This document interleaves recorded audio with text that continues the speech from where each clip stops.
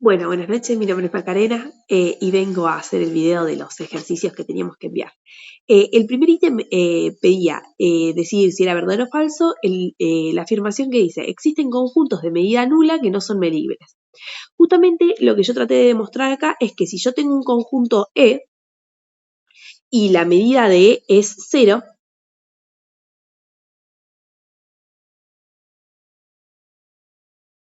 entonces va a existir un sigma elemental de forma tal que ese conjunto U cubra a ese nuevo conjunto E, porque la medida justamente de E es 0. Y la medida de U tiene que tener un radio menor que sigma, menor que epsilon. Ahora, la diferencia entre U y E sería esta zona es menor, o sea, la medida entre U y E es menor que la medida de U, justamente porque se encuentra contenido, y eso es menor que epsilon. Y por último, entonces, lo que pasa, esto pasa porque justamente las medidas, según Lebesgue, son monótonas. Y entonces lo que está pasando es que hay un sigma elemental, que es U, que cubre a E, y esa es la definición de medida. Bien, el siguiente pedía analizar si existen abiertos que no son medibles, y eso es falso. ¿Por qué? Porque nosotros a todos los abiertos los podemos escribir como si fueran una unión numerable de conjuntos que podrían ser n, pero también podrían ser infinitos. Entonces, como pueden ser infinitos, entonces tengo un sigma que cubre a esos conjuntos abiertos, de forma tal que esos, entonces, como tienen un sigma que los cubre, lo que va a pasar es que son medibles. En el siguiente ejercicio se pide analizar si existen conjuntos sigma elementales que no son medibles, y esto es falso.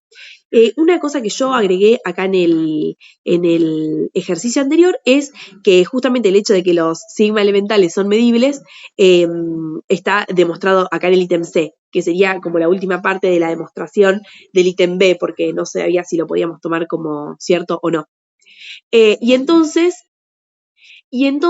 lo que estaríamos pidiendo es que si yo tengo un sigma elemental, que sería U, por ejemplo, yo necesito, para que sea medible, lo que tengo que encontrar es otro sigma elemental que lo cubra. Y justamente lo que podría pensar es que hay un sigma elemental que cubre a ese sigma elemental y es justamente U. ¿Se entiende? Entonces, en este caso lo que pasaría es que U incluye al conjunto E, en la anotación del ejercicio yo le puse E a este ejercicio, a este primer conjunto. Entonces, U incluye a este conjunto inicial E, y la diferencia entre ambos es el vacío. Entonces, la medida entre U y E, entre U y E, es 0. ¿Por qué? Porque U menos E me da como resultado el vacío. Y entonces, como esto es 0, es menor que cualquier epsilon para todo epsilon mayor que 0.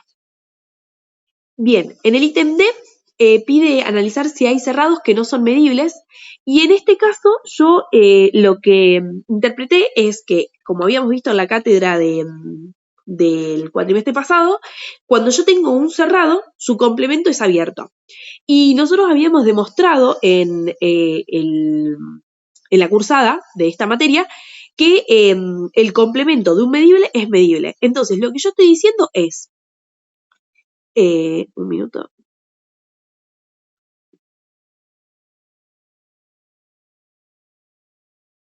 Lo que yo estoy diciendo es que si yo tengo dos conjuntos E1 y E2,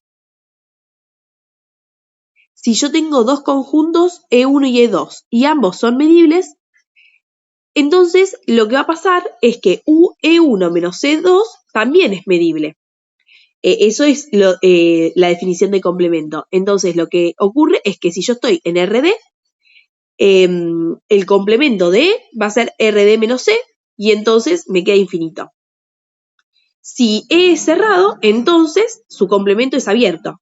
Entonces, si el complemento es abierto, por lo tanto es medible, porque lo demostramos en el ítem B, Y si el complemento es medible, entonces el complemento del complemento también es medible, ¿no? Que es esto que está acá. Y el complemento del complemento resulta ser el conjunto principal, el inicial. Entonces, decidimos que el cerrado es medible. Bien, para la demostración de que toda intersección numerable de medibles es medible, quise pensar en dos casos, porque no sabía si quedaba bien solamente con uno. Por un lado, lo que va a pasar es que si esos A sub n son disjuntos, entonces justamente la intersección es el vacío. Y por lo tanto la medida es 0. Entonces queda que es medible. Ahora, suponiendo que esas intersecciones, o sea, esos A sub n no sean disjuntos, entonces pensamos que el complemento de cada A sub n es medible. ¿Por qué? Porque A sub n era medible.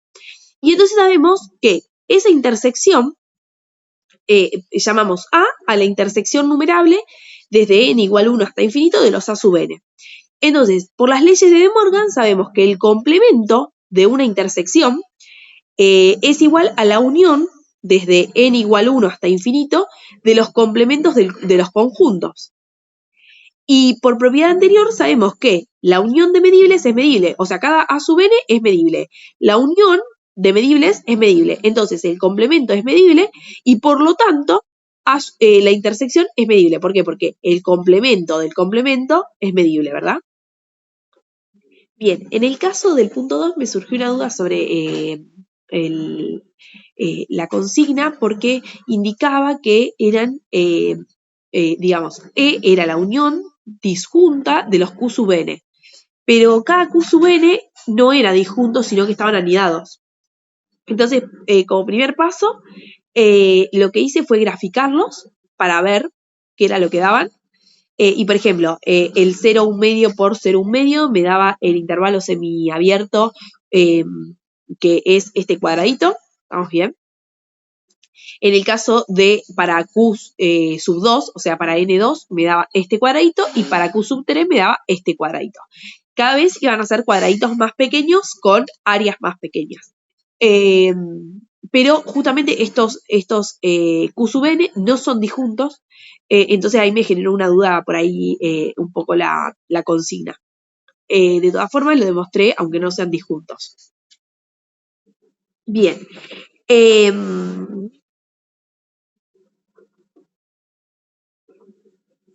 Perfecto. Entonces, justamente lo que digo acá es que no son disjuntos y podemos ver que en realidad todos los conjuntos con n mayor a 1 están incluidos en Q sub 1. Entonces, finalmente, la unión de todos esos conjuntos me dan Q sub 1.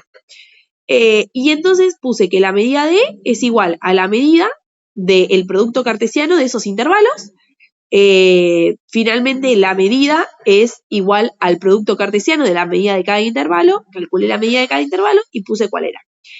Bueno, acá un poco quería comentar que algunas cosas que habíamos visto en la clase, que son, por ejemplo, que cuando nosotros tenemos un intervalo, el hecho de que ese intervalo no contenga algunos puntos, por ejemplo, podía ocurrir que ese intervalo tuviera algunos agujeros, que ese intervalo tuviera algunos agujeros o que hubiera rayitas que no pertenecían, entonces eso no cambiaba la medida, sino que la medida seguía siendo la misma. Y si los intervalos hubieran sido disjuntos, lo que habría que haber hecho es calcular la sumatoria de los términos, sabiendo que para n tendiendo a infinito, Q sub n tendía a un cierto valor. Bien, y el ejercicio 3 es el ejercicio que menos claro por ahí tenía, pero traté de ir por ahí un poco de definición en definición, tratando de ver si podía llegar a algo. Y entonces nos pedía demostrar que si yo tengo por ejemplo, tengo un conjunto E que es medible, entonces existe un abierto G tal que E está incluido en G y además la distancia es menor que epsilon. Todo esto, ya digo, fui de definición en definición como para tratar de aportar algo y tratar de ver a qué podía llegar. Lo que traté de hacer es demostrar que hay un abierto, que ese abierto incluye a E, Y además que la distancia entre el abierto y el conjunto puede ser la menor que yo quiera, o sea, puede estar lo más pegado que yo quiera. Entonces, digo, es medible, entonces su medida exterior coincide con su medida por teoría.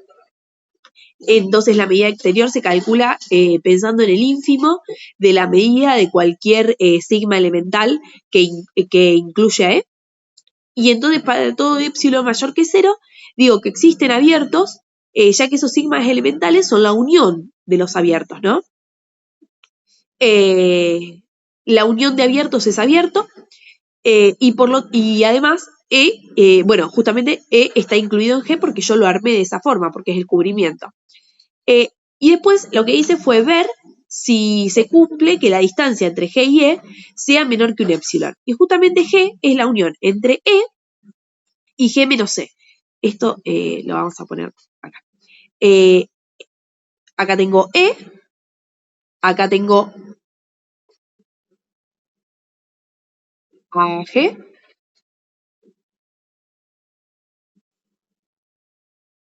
Oh, bueno, tengo a E, tengo a G, y por lo tanto la diferencia es esto, ¿ok? La diferencia entre G y E es esta, G menos E. Entonces, como podemos ver, G es E unión G menos E. Entonces digo que la medida de G es la medida de E más la unión de la diferencia. Y entonces, a partir de ahí, pienso cuál es la medida de esa diferencia, ¿no? Bueno, justamente es la medida de G menos la medida de E. Y entonces, por su aditividad, lo que digo es que la medida de G es menor o igual a la sumatoria de todos los abiertos esos, que es menor que la medida de E más un epsilon. Bien, finalmente me queda, tomando esta primera parte y esta última parte, me queda que la medida de G menos E es menor que el epsilon. Y por lo tanto, la distancia entre G y E es tan pequeña como quiero. Y acá agrego que de 1 y 2 se cumple lo que se me